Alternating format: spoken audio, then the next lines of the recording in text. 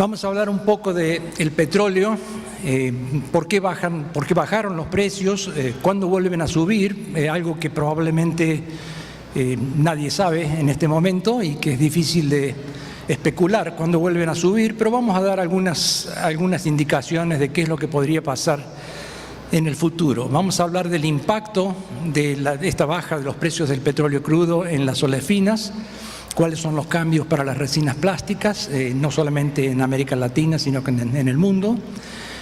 Y vamos a tomar algunas conclusiones basadas en todo aquello que vamos a mencionar hoy. Entonces, decimos que el petróleo crudo es el origen de esta volatilidad que estamos encontrando y que está afectando a casi todas las economías del mundo. En el año 2008, que tuvimos una recesión fuerte que se sintió en todo el mundo, esta crisis fue una crisis financiera originada por problemas, digamos, de malos negocios derivados de hipotecas que hicieron que muchos bancos se tornaran insolventes.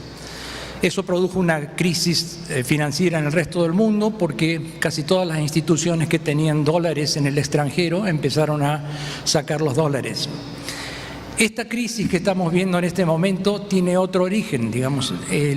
Los precios del petróleo crudo en el último año han estado bajando en forma muy fuerte y muy súbita y está generando problemas en todos los mercados derivados, entre ellos el mercado de la petroquímica y de los plásticos en particular.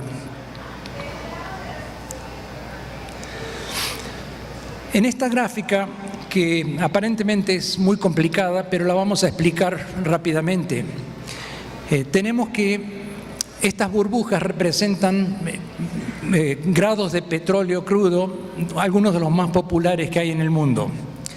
Para que entiendan lo que está sucediendo ahí, en el eje de las ordenadas tenemos el porcentaje de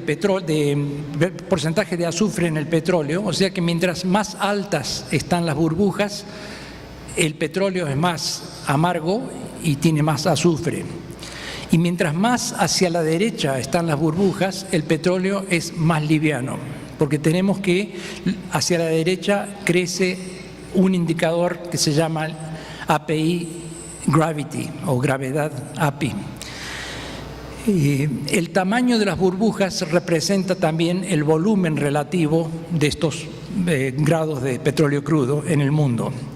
Pero quisiera dirigir la atención de todos ustedes a la parte derecha inferior, donde están los crudos livianos y de bajo contenido de azufre, que son los grados que han tenido el cambio más importante.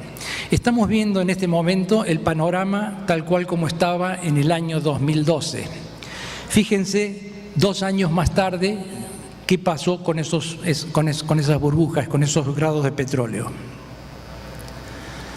Es un crecimiento, si lo vuelven a ver aquí, 2012, 2 años más tarde, ese es el cambio.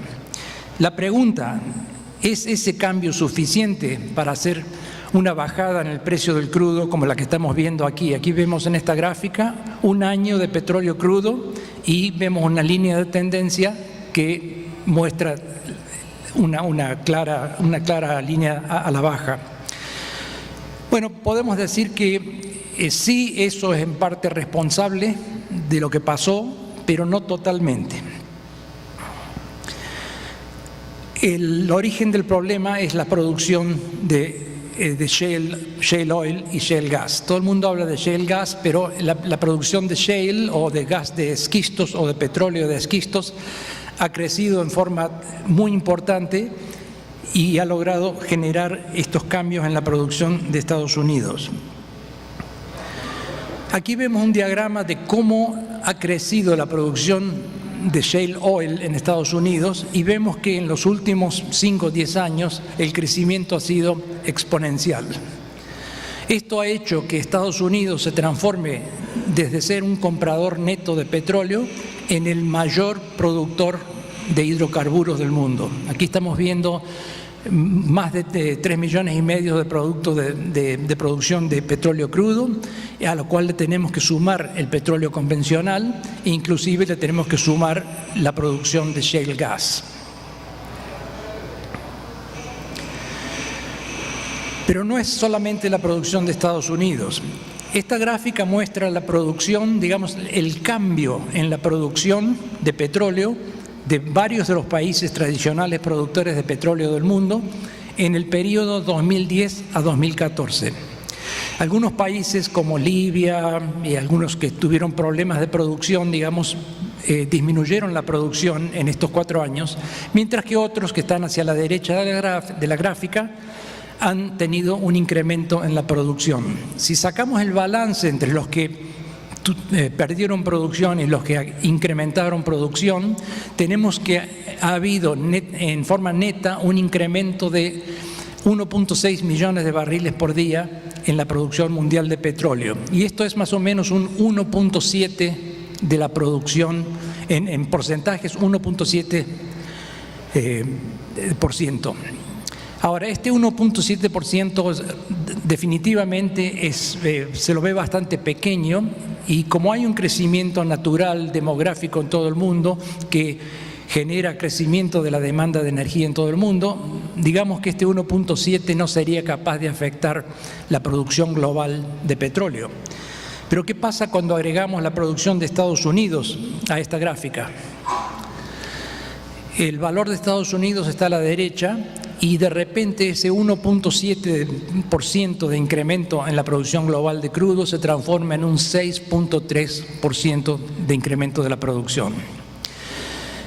Eso sí ha hecho un cambio significativo y ha hecho que el precio del petróleo crudo baje en la forma que lo ha hecho. Pero no ha sido solamente petróleo. Esto es lo que le llamamos una tormenta perfecta, en el sentido de que ha habido una convergencia de muchos factores para que esto se produzca. Tenemos que cada vez más hay uso de etanol, de combustibles biológicos en los combustibles de consumo normal. Tenemos que hay autos eléctricos, tenemos que hay autos híbridos, hay energía solar, hay energía eólica, y hay una conciencia mayor por parte de los consumidores para ahorrar energía. Los vehículos son cada vez más pequeños, más livianos, más eficientes, y todo esto hace que el consumo de petróleo haya bajado al mismo tiempo que la producción mundial de petróleo ha subido. ¿Qué puede suceder en el futuro para que esta producción se equilibre, digamos, con la demanda general y los precios se estabilicen? Por un lado es el ciclo normal de un pozo de petróleo, que podemos decir que en un pozo típico, en el 30% de la producción que el pozo va a rendir se alcanza en los primeros 12 meses. Al cabo de 10 años, el pozo ha producido más o menos el 75% de lo que puede producir. Entonces, conociendo un poco los pozos en explotación y el tiempo que han estado en operación, podemos tener una idea de cuántos pozos van a empezar a disminuir la producción. Pero también tenemos al mismo tiempo esfuerzos de las empresas petroleras para seguir fomentando la exploración y la explotación de petróleo para reemplazar los barriles que se van perdiendo. Otro caso al cual no le doy muchas posibilidades en este momento es que OPEC de repente anuncie que va a regular la producción para estabilizar el mercado mundial de petróleo. Asignamos poca chance a esto porque la política de Arabia Saudita en particular es clara. Ellos dicen: nosotros somos el productor de bajo costo, si alguien tiene que cortar la producción para estabilizar el precio, que corte la producción todo aquel productor que tenga costos altos. En otras palabras, vamos a dejar que la producción baje por su propio peso. Ellos tienen dinero y pueden aguantar estos años en los cuales el bajo precio del petróleo les está afectando. Y hay quienes dicen que su estrategia es esperar que muchas compañías se vayan a la quiebra para ir y comprarlas a 15, 20 centavos por dólar. Se puede dar podemos ver también una especie de efecto naturaleza, digamos, en la cual el pez gordo se come al pez chico. Podemos ver las empresas mayores como ExxonMobil, Shell, Chevron, a lo mejor comprando estas empresas que en este momento están sufriendo por la baja del petróleo. Otro de los elementos que debemos considerar para el futuro es que el mercado de futuros de petróleo tiene mucha más liquidez que el mercado físico de petróleo. La línea verde en esta gráfica corresponde a la producción de petróleo crudo, la producción física de petróleo. Como vemos, es una producción que no cambia muy rápidamente a través del tiempo, mientras que la producción, digamos, la venta y la comercialización de los barriles de papel, los contratos de petróleo que se negocian en el NYMEX y en otros exchanges en el mundo, vemos que hay una correlación entre el volumen de contratos negociados y el precio del petróleo, que no se da con el precio del petróleo físico, con la línea verde. Entonces, por lo tanto, nunca debemos subestimar el impacto del mercado de futuros. En el año 2008, por ejemplo, cuando tuvimos la crisis, vemos que ha habido un incremento muy grande del volumen de contratos negociados. Y esto ha hecho que, en cierto modo, la recuperación de los precios del petróleo en el año 2009-2010 fue lo suficientemente rápida como para estabilizar los mercados. ¿Puede volver a ocurrir esto? Bueno, puede y no puede, pero veremos. No hay forma de saber cómo la gente va a seguir reaccionando y negociando estos contratos. ¿Cuál es el impacto que ha tenido el petróleo crudo en la producción de shale oil y shale gas? Esta gráfica la mostré el año pasado en la conferencia de APLA, de la Asociación Latinoamericana de Petroquímica, y, digamos, las líneas azules muestran el punto hasta el cual las diferentes plays, que le llaman áreas de explotación, son rentables. Con el petróleo a $80 por barril, que es la línea roja que vemos ahí, todas las empresas que están con la raya por encima de esos $80 son consideradas no rentables. O sea que todavía quedaban muchas empresas que podían hacer dinero con el petróleo a $80 por barril. ¿Qué pasa con el petróleo a $45, $46 por barril? La mayoría de todas estas explotaciones ya en este momento no son rentables. Aunque tenemos que decir que este gráfico no es totalmente cierto, porque lo que se ha logrado en los últimos 5 años es una mayor eficiencia en los costos de explotación del shale oil, de manera tal de que el consenso en este momento es que muchas de estas empresas pueden sobrevivir con un precio del petróleo a $35 por barril. Pero cabe aclarar que hay muchas empresas que no tienen esas condiciones. Hay pozos más costosos de explotar, más difíciles de producir. Y en este momento, en Houston, donde yo vivo, estamos viendo un cuadro bastante difícil. Muchas empresas ya han agotado los medios de decir, bueno, vamos a dejar que la gente se jubile por su propia cuenta, vamos a fomentar retiro temprano, vamos a no reemplazar a la gente que se va voluntariamente. Y en este momento ya están diciendo, vamos a despedir 3.500, vamos a despedir 5.000 desde acá a fin de año, o vamos a despedir 10.000 desde acá al primer trimestre del año que viene. O sea que ya se empieza a sentir. La producción de shale oil de Estados Unidos está bajando. Otro indicador, el número de equipos funcionando, lo que le llaman el rig count en inglés, también ha disminuido en forma sustancial y el precio del crudo se está estabilizando en los $40, $45 por barril, pero hay un peligro todavía de que pueda seguir bajando. Hay predicciones de Goldman Sachs con petróleo que se vaya a $22, $24 por barril, pero Goldman Sachs, cuando el petróleo estaba a 150, vaticinó que el petróleo se iba a $200 por barril. Por lo tanto, ya nadie les cree. ¿Cuál es la consecuencia para la petroquímica? Esta gráfica la vengo mostrando por los últimos 5 o 10 años y nunca pierde vigencia. Hay una desconexión entre el precio del gas natural, la línea roja, y el precio del petróleo, que es la línea negra. La sombra celeste es el precio de la petroquímica, es un índice de 12 productos petroquímicos que ICIS confecciona todos los meses, y se nota por medios estadísticos se ha comprobado de que la petroquímica sigue al precio del petróleo crudo. Esto le ha dado mucha ventaja a la gente que tiene producción petroquímica en base a gas. Pero como estamos viendo la línea del petróleo crudo bajando tanto, la ventaja de la producción de petroquímicos a través del gas se está reduciendo paulatinamente, y toda la producción petroquímica de Europa y de Asia que utiliza nafta como insumo típico para alimentar los crackers, está siendo cada vez más rentables por el valor de los coproductos de las olefinas pesadas como el propileno o el butadieno. Por lo tanto, sabiendo que la petroquímica sigue al crudo, tenemos solamente que mirar la línea del crudo y podemos ver qué es lo que va a pasar con la petroquímica, aunque eso no nos da el cuadro total de lo que acontece. Las olefinas en todo el mundo han estado bajando. En este momento aquí vemos una gráfica del precio del etileno y del propileno en la costa del Golfo, que si la hacemos para Europa o la hacemos para Asia, tendría la misma configuración, una bajada gradual, constante, a través de todos estos meses.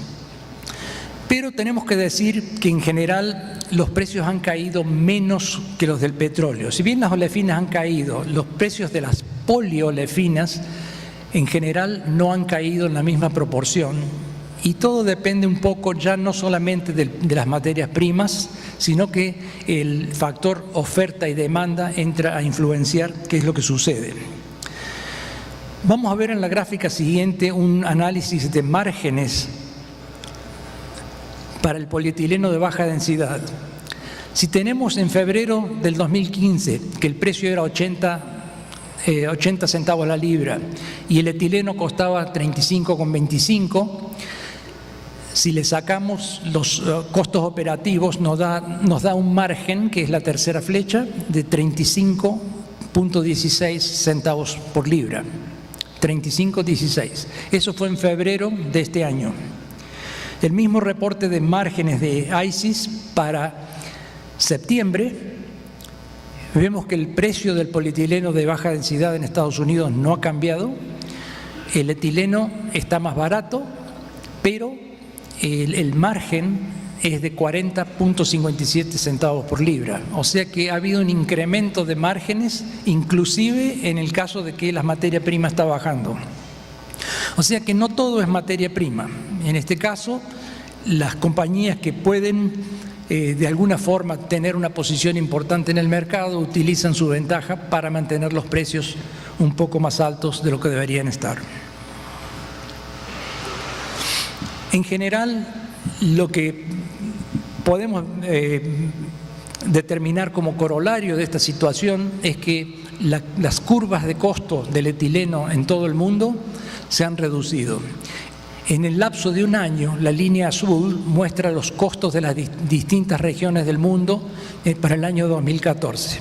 En el 2015, la curva ya está mucho más baja, más achatada, digamos así, y podemos ver que la producción de LPG de Estados Unidos, de producción de etano del Medio Oriente y la producción de etano de Estados Unidos son los que están con los costos más bajos para la producción de etileno.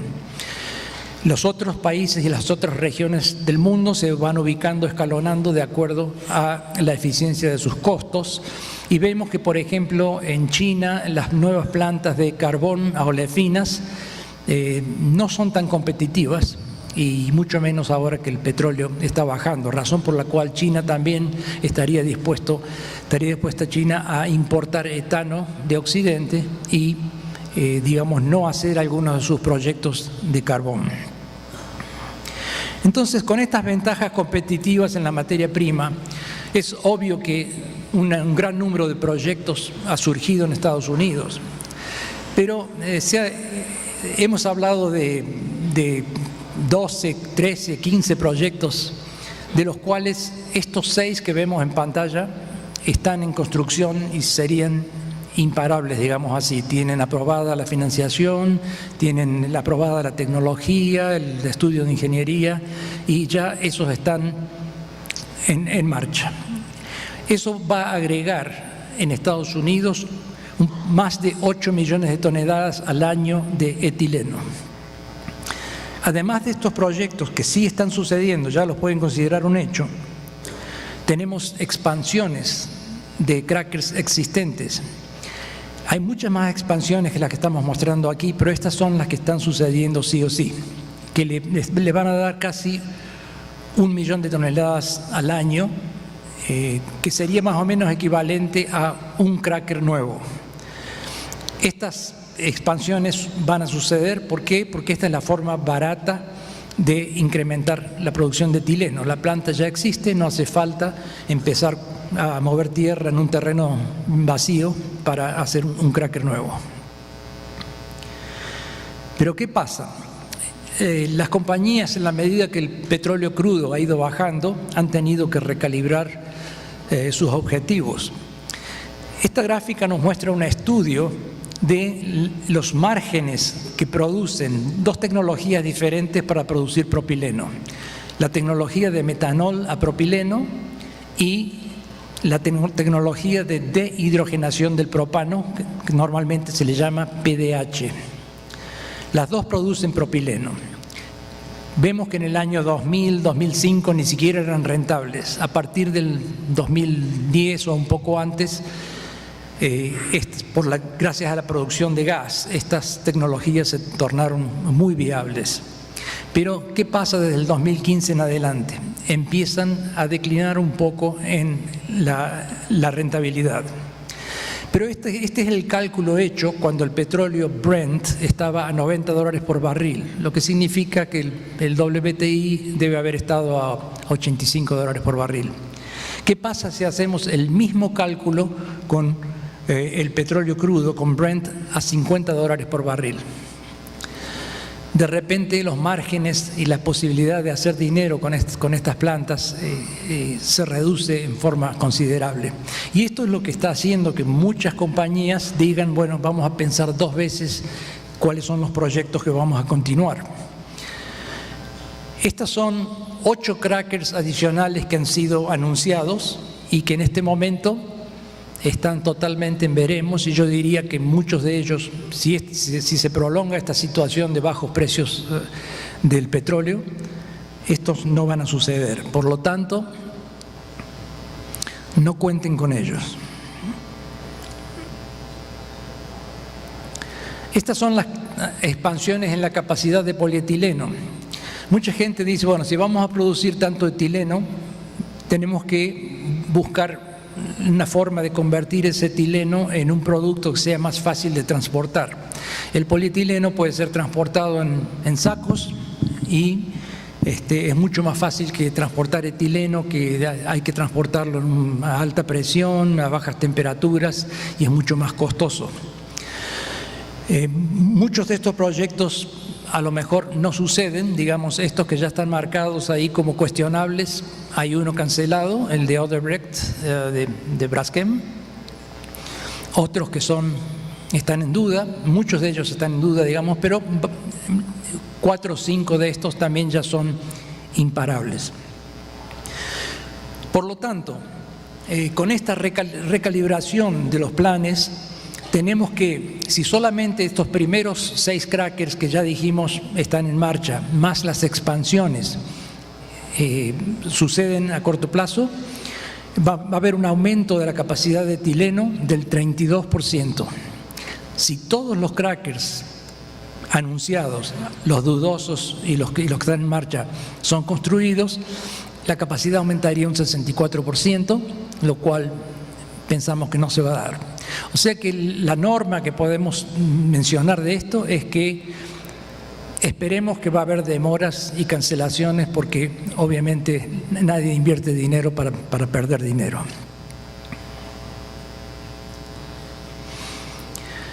Además de estas plantas de etileno y de polietileno, tenemos que hay plantas de propileno.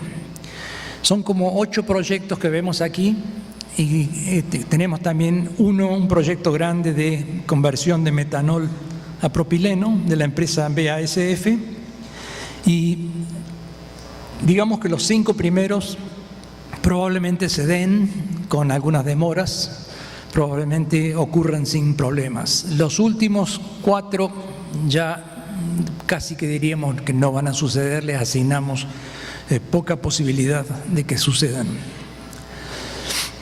También hay muchas plantas de metanol. El hecho de que el gas está barato, porque todo el mundo habla de la caída del precio del crudo, pero el precio del gas natural también ha caído muy fuertemente. Hace un año, año y medio, el gas natural estaba cerca de $6 por millón de BTU.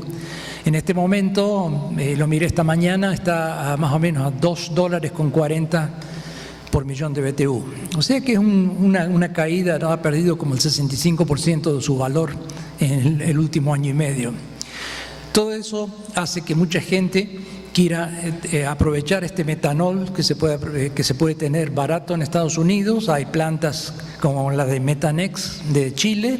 Chile no tiene gas, tenía gas de Argentina, pero la producción de Argentina de gas se acabó. Ya no les alcanza para el consumo interno, por lo tanto Metanex no tiene el gas suficiente y ha transportado una de sus plantas a Luisiana. Está en el proceso de transportar una segunda planta a Luisiana para aprovechar el gas barato de Estados Unidos.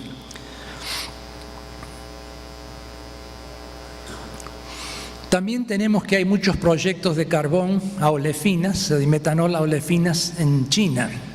O sea que con todos los proyectos que hay en China, va a haber un incremento en la capacidad de producción de China que va a ser muy importante, sumando el 35% de incremento en etileno y el 41% de incremento en propileno.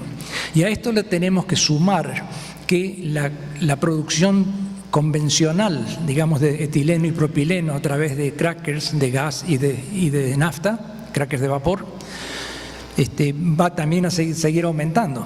O sea que no solamente Estados Unidos tiene estos planes, China tiene planes muy ambiciosos y hay proyectos muy importantes también en el Medio Oriente, como el proyecto Sadara, que está con Dow, el proyecto de Burrow, que están aprovechando los bajos costos de materia prima en el Medio Oriente. El problema de esta gente es qué hacer con los derivados. Obviamente Estados Unidos no puede contar con que China les va a comprar todo el exceso que produzcan, porque China tiene su propia producción y está empeñado en los últimos 10, 20 años a sustituir importaciones. O sea que a pesar de que ellos siguen aumentando, probablemente el resto de Asia, Indonesia, Malasia, Singapur, toda esa zona de Asia, del sureste de Asia, probablemente sea un comprador mayor. El suministro de China y de Asia también puede darse a partir del Medio Oriente. Como el Medio Oriente tiene bajos costos y mejor logística que la producción de Estados Unidos, Europa y Asia pueden preferir tener suministro del Medio Oriente. O sea que ese es otro peligro para la producción de Estados Unidos. Todas las empresas han dicho, bueno, vamos a colocar nuestros excedentes en América Latina, pero el crecimiento de la demanda en América Latina ha sido sobreestimado de manera tal de que con lo que estamos viendo últimamente, especialmente los problemas de Brasil, el escándalo de corrupción de Petrobras, el crecimiento negativo, la devaluación fuerte de la moneda de Brasil, que en este momento el real está como a $4.40, una cosa así, son todos elementos que hacen que la capacidad de absorber productos de América Latina haya disminuido notablemente. Eso nos deja el etano como probablemente uno de los productos que sean más viables para las exportaciones de excesos de producción en Estados Unidos. ¿Quién se ha beneficiado con la baja del petróleo? Bueno, yo puedo decir que personalmente, en mi caso, yo en casa pagaba, en Estados Unidos pagaba $3.50 por galón de gasolina En este momento estoy pagando $2.05, $2 por galón. O sea que es casi que los precios de la gasolina en Estados Unidos se han cortado a la mitad. Pero esto no es cierto en el resto del mundo. En Argentina me dicen, acá no solo que los precios no bajaron, sino que subieron el precio de la gasolina. En otros lugares no baja. En general la ecuación es que donde hay compañías estatales de petróleo, estas compañías estatales necesitan mantener una cierta producción y una cierta estructura estatal y los costos no han bajado. ¿Qué otros beneficios ha habido? Bueno, los productores petroquímicos que están utilizando nafta petroquímica como insumo para plásticos y para químicos en general, Europa y Asia han visto un incremento muy fuerte en los márgenes de producción de productos químicos a partir de nafta. Países de Latinoamérica que son importadores netos de combustible, países como Costa Rica o Perú, o países de Centroamérica, definitivamente están viendo una ventaja muy grande en precios más baratos de energía que hacen que la gente tenga disponible más dinero para invertir en otras actividades. ¿Cuál ha sido el impacto de los bajos precios del petróleo en el pasado en América Central y Sudamérica? Y digo América Central y América del Sur porque en la forma que están divididas las regiones en nuestra base de datos, México forma parte de América del Norte por el bloque comercial que tiene con NAFTA, con Canadá y Estados Unidos. Entonces, si vemos en el año 2008 hubo una pequeña baja en las importaciones de polietileno, polipropileno, poliestireno. Ahí vemos algunos de los plásticos más y los productos químicos más populares en América Latina. Pero además de esta bajada en el año 2009, vemos un crecimiento constante, lo cual nos dice que a pesar de la baja del petróleo, la demanda de la región, la demanda de estos productos químicos y plásticos en América Latina ha seguido en aumento gradual y paulatino. No podemos decir lo mismo con las exportaciones. Las exportaciones de América Latina, que son más que nada exportaciones de Brasil, exportaciones de propilco, a lo mejor de polipropileno, algunos pequeños volúmenes de Argentina, sí han sido afectadas, y aquí vemos, pero no tanto. En general vemos que además, de la bajada del año 2008, vemos otra bajada en el año 2010, y en general estamos viendo que las exportaciones están bajando también en el 2014 y probablemente sigan bajando en el 2015, pero no en forma apreciable. Estas líneas están bastante horizontales, digamos así. Esta lámina nos muestra el consumo per cápita, digamos, de polímeros. En este caso hemos tomado polietileno, polipropileno y poliestireno. Una cosa que podemos observar que es común a todos estos países es que el polietileno, digamos, la relación polietileno, polipropileno, poliestireno se mantiene más o menos uniforme en todos los países. Los grandes volúmenes para polietileno, polipropileno vienen en segundo lugar, poliestireno en tercer lugar.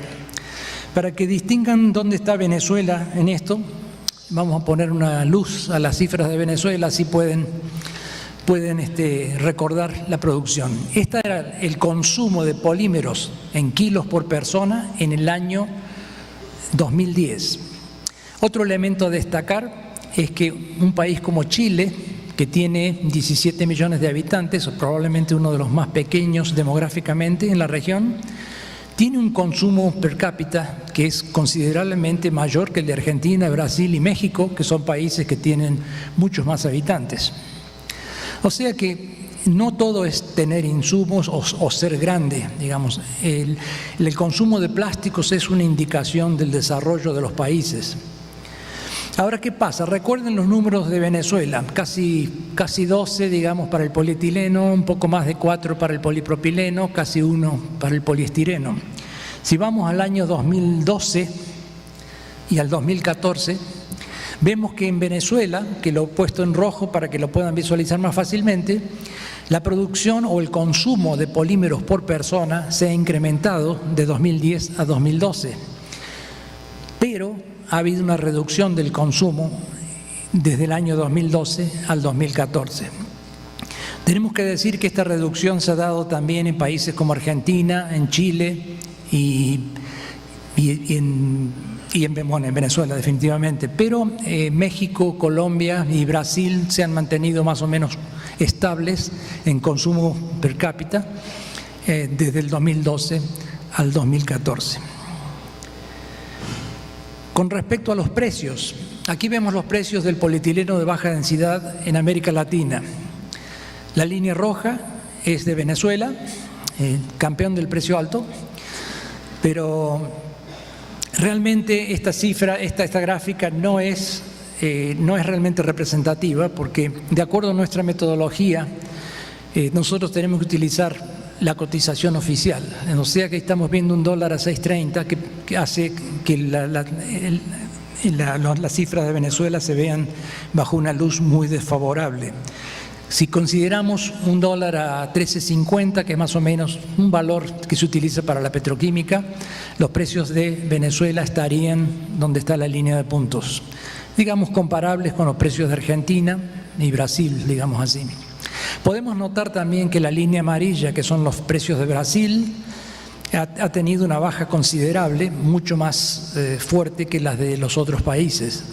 En parte esto se debe a que las cotizaciones de Brasil ahora no tienen más una carga impositiva de los impuestos llamados PIS and COFINS.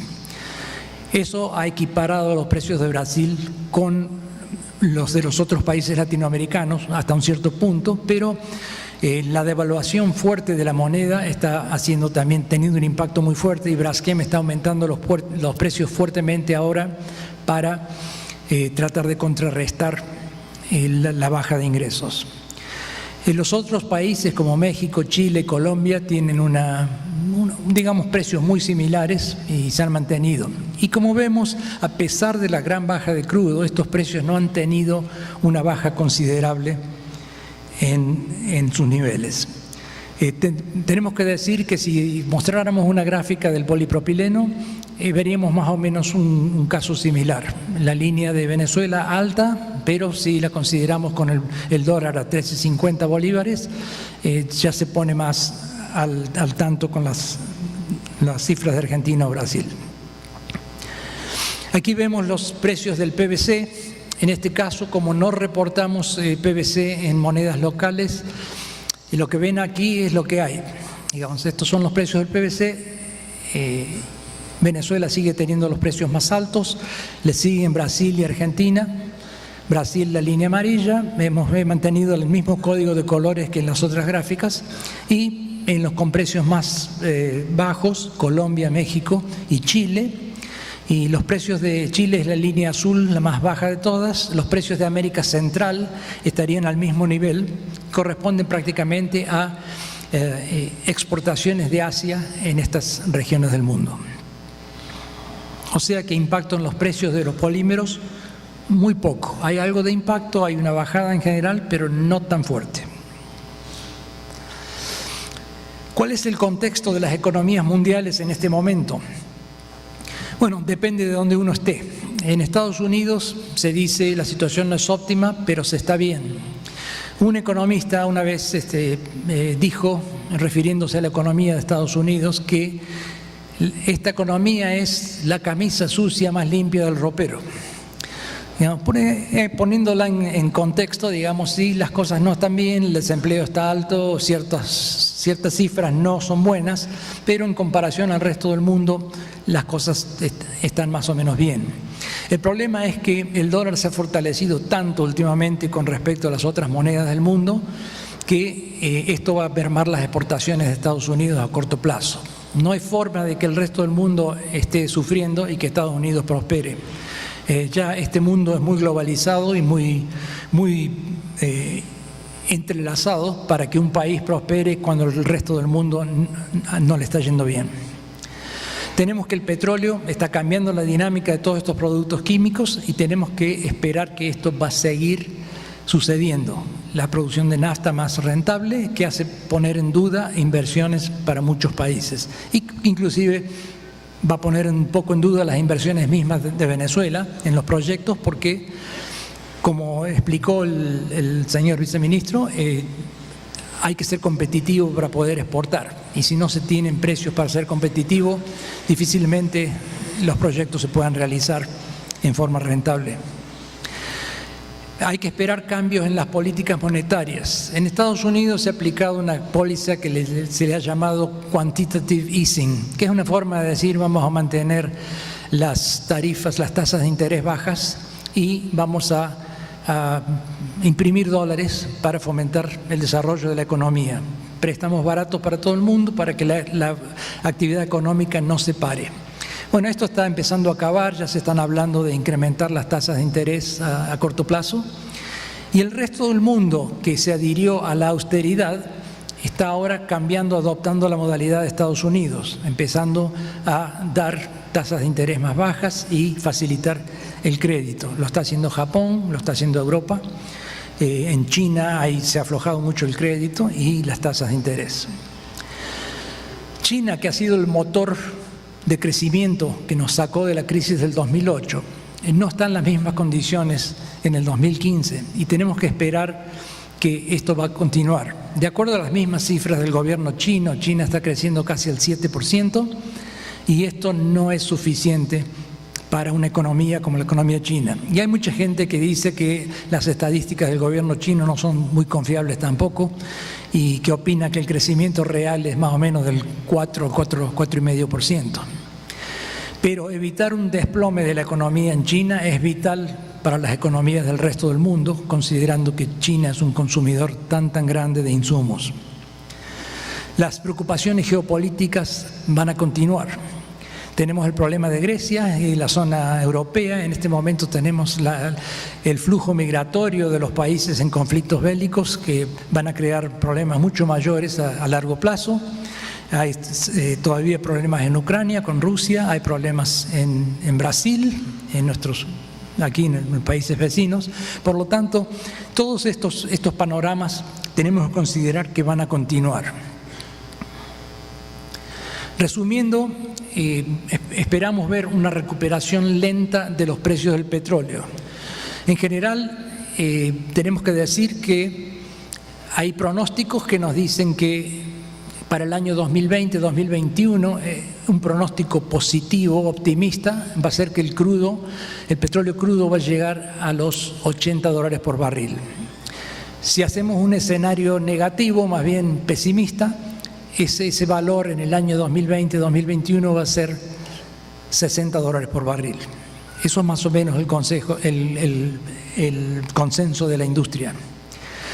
O sea que, de la forma que lo veamos, optimista o pesimista, el crecimiento del precio del petróleo, la evolución de los precios del petróleo va a ser lenta. Hemos visto que los mercados petroquímicos siguen al petróleo, pero lo siguen con las idiosincrasias típicas de cada región y de cada país. Una empresa como Dow Chemical prácticamente no ha bajado el precio del polietileno en Argentina para nada. Digamos, ellos están diciendo, bueno, no tenemos necesidad de bajar los precios, tenemos aranceles de importación altos del 14% y no tenemos necesidad. O sea que están juntando dinero con la pala en este momento y en el momento que tengan competencia se verán forzados a bajar los precios. La demanda de América Latina y de los países en desarrollo, que son los que se espera que sean los que lleven, digamos, la mayor demanda del mundo, ya no se puede esperar a corto plazo que sea lo que se esperaba en un principio. Y los pronósticos están equivocados y América Latina continúa en desventajas de materias primas. Esto es lo que hace que los proyectos, y que ha habido muchos en América Latina, no prosperen. Por ejemplo, el proyecto de Brasil del complejo de Río de Janeiro, el Comperj, que le llaman por Comperj. Hace años que se está dando vuelta con ese proyecto y se lo va cancelando porque los costos no dan. Es decir, con el advenimiento del gas como insumo de bajo costo, partir de un proyecto como a partir de nafta no es viable y Brasil no tiene el gas necesario para hacerlo con gas. Pero últimamente el consenso ha sido de que lo van a hacer con gas, ahora tienen que determinar de dónde va a salir el gas. La situación económica global va a ser el mayor factor en el desarrollo de la demanda en el mundo. Los proyectos de América Latina, como decíamos, ninguno ha prosperado con la excepción del proyecto Etileno 21 de México. Ha tenido muy buen timing, digamos así. Este proyecto va a entrar en funcionamiento la planta a fines de este año, no sé bien si en noviembre o diciembre, a lo mejor con algunos problemas de arranque, digamos la producción llegue al mercado en el primer trimestre del año siguiente, pero es el único proyecto viable que se está dando sí o sí y que pueden esperar que va a apuntar al resto de Latinoamérica para exportar productos, porque ellos son conscientes de que no van a dominar el mercado mexicano en un primer momento. Digamos, las compañías que están en este momento vendiendo productos en México no se van a retirar simplemente porque Braskem Idesa abre las puertas. Entonces, el impacto en los precios de poliolefinas, hasta aquí lo hemos visto que ha sido una baja gradual de precios y casi nada, pero esperen que a partir del año 2017, cuando haya una producción mayor en China y en Estados Unidos, se desate una guerra de precios. Ahí es donde el consumidor final puede llegar a ver una reducción bastante sustancial de los costos de las resinas plásticas. El impacto en Venezuela, bueno, ya hemos visto, la fuerte caída del ingreso petrolero afecta a todos los presupuestos del gobierno, todos los programas sociales y toda la situación del país. Hemos visto un efecto menor en los polímeros y probablemente vamos a ver que eso se mantenga. El problema en Venezuela es que ya la producción local no es suficiente, como han especificado los oradores pasados, previos, no es suficiente para suministrar la demanda y hace falta importar. Digamos que importar no es un problema. Tomemos el caso de Chile, que ni siquiera tiene producción de polietileno o de poliestireno, solamente tiene una planta pequeña de polipropileno, y así todos pueden hacer las cosas bastante bien. O sea que el programa aquí en Venezuela sería tratar de aumentar la producción en la forma que se pueda para suplir el déficit actual en resinas plásticas o facilitar la importación de productos para que ese déficit pueda ser cubierto con producto importado. Tenemos que decir, para terminar, quisiera decirles que el panorama que les he dado para los próximos 5 o 6 años parece ser bastante negativo, pero no hay que ver solamente el aspecto negativo. Lo que tenemos que hacer es, sabiendo que la situación en los años que vienen para la petroquímica no va a ser la óptima, ¿cómo nos podemos posicionar para que el peor escenario que se derive de esta situación no nos haga fallar la empresa? O sea que si nos preparamos para un escenario pesimista, estamos seguros de que vamos a sobrevivir. Este es el caso en toda situación en la cual hay estas bajas de producción y de las situaciones económicas, siempre hay oportunidades. Habrá compañías que van a empezar a comprar compañías más baratas, habrá nichos en los cuales uno se puede meter para, digamos, tomar ventaja de esta situación. O sea que es, digamos, la planificación de las empresas venezolanas, ya sea las estatales o del sector privado, tiene que conllevar a solventar estos problemas a corto plazo, sabiendo que la situación que viene en los próximos años va a ser un poco más difícil. Muchas gracias a todos ustedes.